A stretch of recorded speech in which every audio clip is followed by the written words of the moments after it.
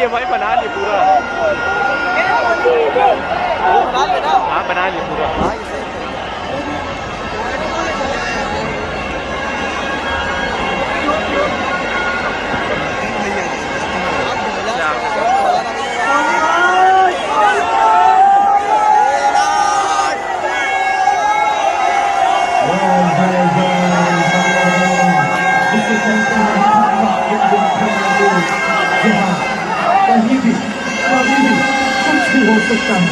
Congratulations to RCB for winning by 18 runs.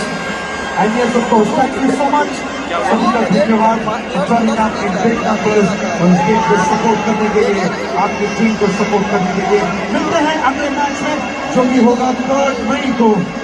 जी हाँ, यही Telangana cricket stadium में जो कि होगा हमारे लखनऊ सुपर जायंट्स और चेन्नई सुपर किंग्स के बीच 3 बजे दोपहर को।